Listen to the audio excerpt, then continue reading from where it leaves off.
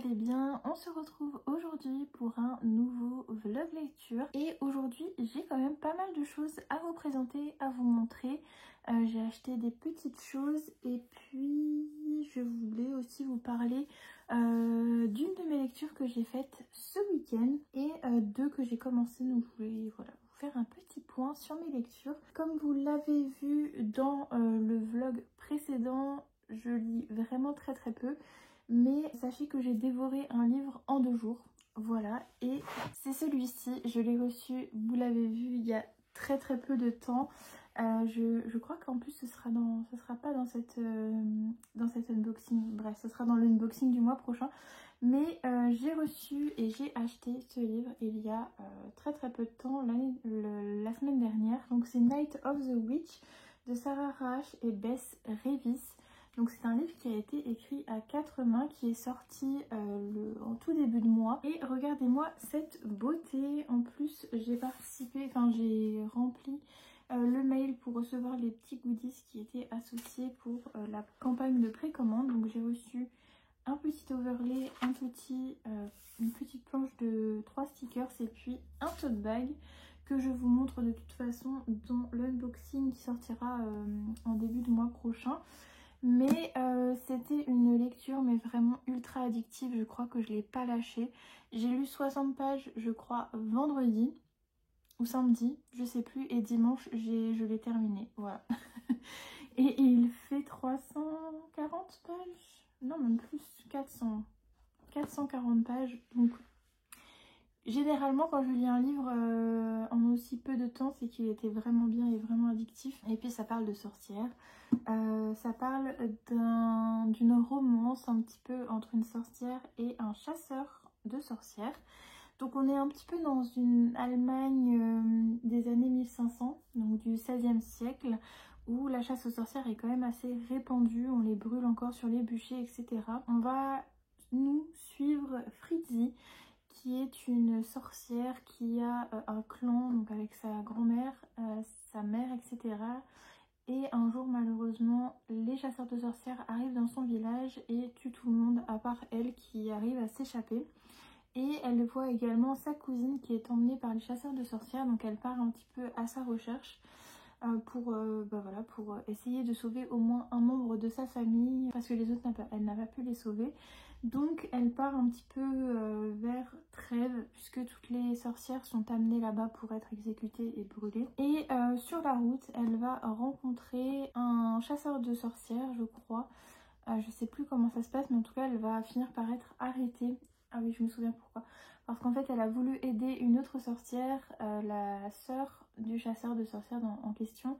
Et en fait elle va un petit peu s'opposer et finalement elle va être capturée par ce soldat, ce chasseur de sorcières.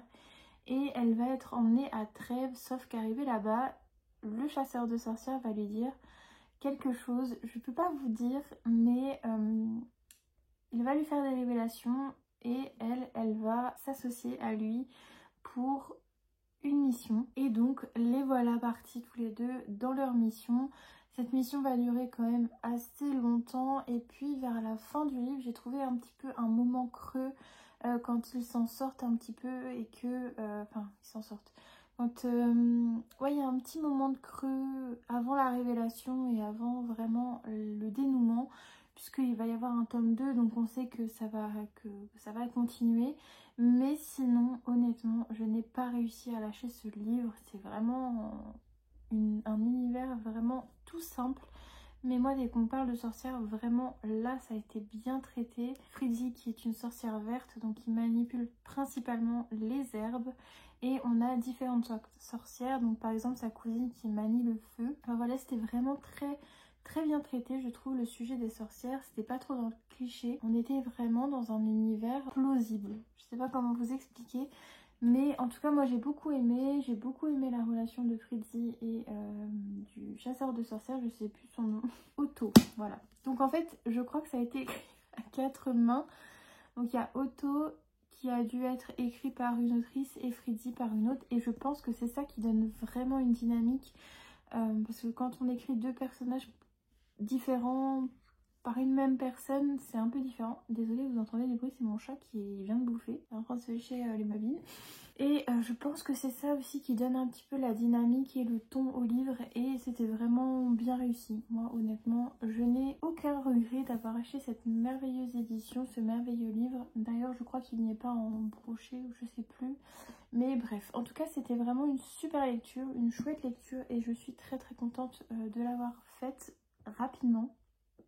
Parce que j'avais peur qu'il traîne encore 1000 ans dans ma pile à lire et je n'avais pas envie de ça, donc je suis très contente de l'avoir lu en quelques jours et je pense qu'il va rentrer un petit peu dans mes livres coup de cœur, sorcière, witchy, tout ça, enfin vraiment un univers vraiment bien ficelé, des personnages vraiment cool, des personnalités vraiment distinctes, tout était, comme je vous le dis, à part le point négatif que je vois, c'est vraiment ce temps long et un peu inutile, j'ai l'impression.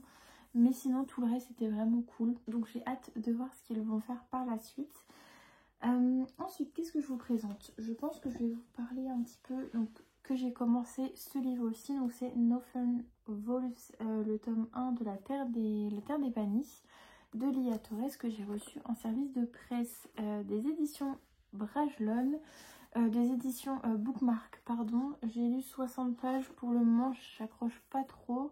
Je suis un peu fatiguée, donc je pense que je vais me le laisser pour ce week-end. J'aimerais quand même bien le terminer ce week-end.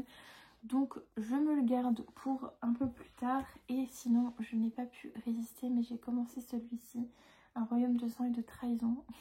J'ai pas pu résister. Bon, j'ai lu les 17 pages, hein, exactement. Même pas, j'ai lu 12 pages. J'étais tellement KO hier.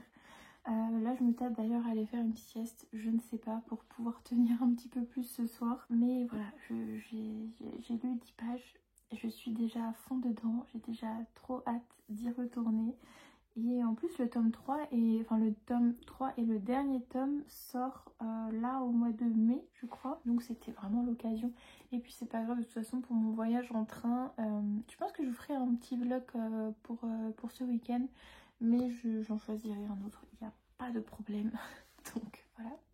J'essaye de le terminer également cette semaine. Donc j'ai jusqu'à mercredi prochain pour le terminer. Et pour terminer ce vlog. Et ensuite j'en commencerai un nouveau pour le week-end de 4 jours. J'essaierai de vous faire un petit vlog marathon si j'y arrive. Et puis voilà, je vous emmènerai avec moi en train. J'espère vraiment pouvoir réussir à filmer suffisamment pour faire un vlog. Mais bref, dans le vlog d'avant, je vous ai montré un petit peu que je remplissais ça. Mais je vous ai pas expliqué vraiment. Je vous en ai pas parlé plus que ça. Ce truc, je l'avais quand j'étais jeune, enfin, vraiment quand j'étais petite. Je suis une grande fan de Charmed et c'est un petit peu le truc vintage old school. C'est les livres un petit peu avec des images à l'intérieur. Je ne montre pas trop parce qu'il y en a que j'ai pas encore collé. Mais en gros, vous avez plein de petits... en fait, c'est comme les Panini. Mais là, c'était, je crois que c'était une marque allemande faisait ça. Et puis voilà, je l'ai trouvé sur Vinted et du coup je suis tombée dedans et maintenant je cherche désespérément les stickers à coller dedans. Voilà, donc là j'en ai encore de nouveau à coller, mais sinon je voulais quand même vous parler 5 secondes de ce livre parce que je voulais le montrer dans le vlog, mais je vous en ai pas parlé plus que ça. Et puis j'ai trouvé également ça sur Vinted également. Voilà, je suis en train de racheter quelques petits magazines.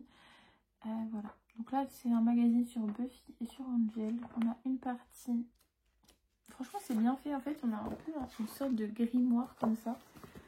Il est trop beau. Donc vous avez une sorte de grimoire comme ça et ensuite vous avez des pages un petit peu, pas en noir et blanc mais un peu crème comme ça, un peu vintage. Et je trouve ça trop cool. Là on a une partie sur Buffy et donc il y a un poster et des cartes avec. Et puis ensuite là on passe sur la partie Angel. Donc voilà, que je connais pas du tout. Donc j'aime bien. Voilà, c'est pour ma petite collection d'objets comme ça de Buffy. Mais en tout cas j'ai acheté ça sur Vinted. Et puis j'ai également craqué pour ce petit coloriage mystère sur la petite sirène. Par rapport aux autres en fait vous avez que le recto, vous n'avez pas le verso. Donc vous en avez 50 au lieu de 100 habituels dans les livres comme ça de coloriage mystère. C'est la première fois que je vois un tracker derrière. Pourquoi pas, donc vous avez toutes les solutions ici. Voilà. Je vous les montre à l'envers, mais c'est pas grave. Voilà, donc vous avez même des doubles pages comme là. Vous en avez pas mal quand même des doubles pages. Ouais, donc il n'y en a pas que 50 en fait. Attendez, je vais essayer de voir. Donc là, le 1 il est immense. Ah oui, non, c'est pas des doubles pages en fait, c'est juste une page. Je pensais qu'on avait parfois des doubles pages, mais pas du tout. Pas du tout, pas du tout. Non, c'est une fausse information. Vous n'avez pas de double page, c'est juste... Ah, il est peut-être dans l'autre sens par contre. Oui, c'est ça, en fait, il est dans ce sens-là, plutôt que d'être dans ce sens-là. Ok, je pensais que c'était des double pages, mais non. Donc, bref, voilà, j'ai donc craqué sur ça. Il y a aussi celui de La Belle et la Bête qui va sortir en juin, je crois, donc je vais également craquer. Mais n'hésitez pas à me dire si vous voulez qu'on parle un petit peu plus coloriage mystère, parce que j'en fais... Bon, là, j'ai un petit peu arrêté, mais j'aimerais bien reprendre. Mais pourquoi pas vous montrer un petit peu ma collection et puis vous blablater un petit peu coloriage mystère. Dites-moi dans les commentaires si ça vous intéresse, une petite vidéo comme ça. Et puis je vous ferai ça très prochainement. Et puis voilà, je crois que je vous ai tout présenté. Là actuellement, je ne sais pas ce que je vais faire, je suis un petit peu fatiguée. La mise en ligne des bougies, c'est demain soir à 17 h. J'ai déjà fait mes fiches produits. J'ai qu'une envie là, c'est soit d'aller faire une sieste, soit de faire un café. En sachant que le café, ça me réveille pas du tout. Mais là, je me sens pas trop de lire. Et j'aimerais quand même bien avancer sur celui-ci parce que j'ai pas trop envie de le laisser traîner. Il fait combien de pages d'ailleurs? 269. Ah ouais, il est vraiment très court. Celui-ci, donc comme je vous l'ai dit, je le continuerai. Et j'essaierai de le terminer ce week-end, comme ça je vous en parle la semaine prochaine. Comme ça on est bon. J'essaie de vous parler de ces deux romans la semaine prochaine. Et puis je pense quand même que dans cette vidéo je vais vous parler coloriage mystère parce que je pense que sinon ce vlog sera tout petit. Je sais pas. Je vais peut-être vous faire un petit sondage sur Instagram. Ou peut-être, je sais pas, parce que je vais pas faire grand chose, enfin je vais pas sortir, etc. Donc bref, peut-être que je ferai une petite sortie librairie demain, mais honnêtement j'ai un petit peu la flemme. Mais bref, on se retrouve de toute façon juste après.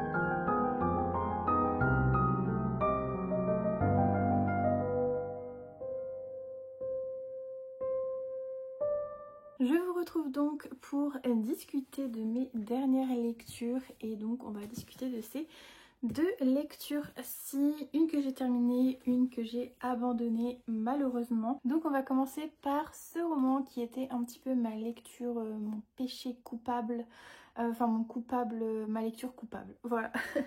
Le tome 1 honnêtement réunit tous les clichés de la romantasy, que ce soit les âmes sœurs, les scènes de smut à outrance, le world building avec des failles, etc.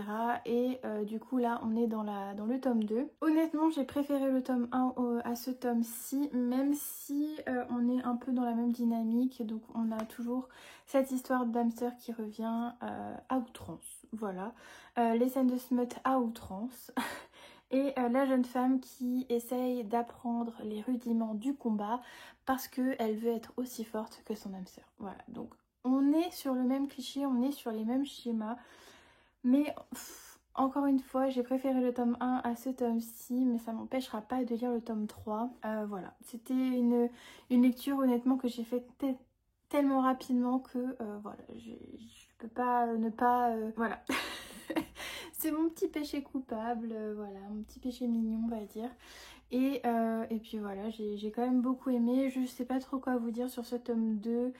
Honnêtement, si vous n'aimez pas du tout et que vous accrochez pas du tout avec les faillés, vous en avez marre, les âmes sœurs, vous en avez marre.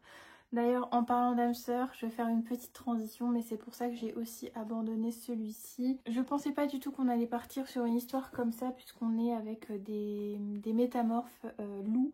Donc on a une jeune femme qui se retrouve un petit peu bannie en exil en Russie, je crois. Enfin, en tout cas, ça se passe dans les plaines enneigées russes. Et elle va rencontrer un alpha, enfin un des personnages, enfin un loup d'une meute, qui va finalement se révéler être son âme sœur.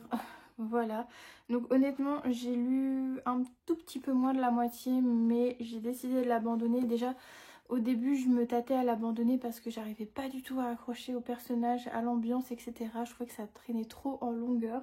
Et puis finalement j'ai décidé de l'abandonner parce que en fait peut-être que ça l'aurait fait si j'avais pas lu ça avant, mais c'est vrai que ça faisait beaucoup d'histoires d'âmes sœurs. Je ne vous spoile pas honnêtement, c'est à la page, je crois que ça commence à la page, on commence un peu à voir le point de vue du monsieur, donc à la page 100. Et c'est un tome 1 et il y a 345 pages. Donc voilà, je suis un petit peu déçue pour celui-ci. C'était un service de presse en plus que j'ai reçu de chez Bookmark. Voilà, c'est pas grave, c'est une déception, ça arrive en soi. N'hésitez pas à le tester, peut-être que vous ça marchera sur vous, mais pour moi ça n'a pas du tout fonctionné. Pourtant les métamorphes c'est pas ce qui me dérange habituellement, mais là je sais pas, c'était vraiment l'ambiance, enfin vraiment on a mis 100 pages avec ça à démarrer. Je me suis pas du tout attachée au personnage, je trouvais que l'action était un peu...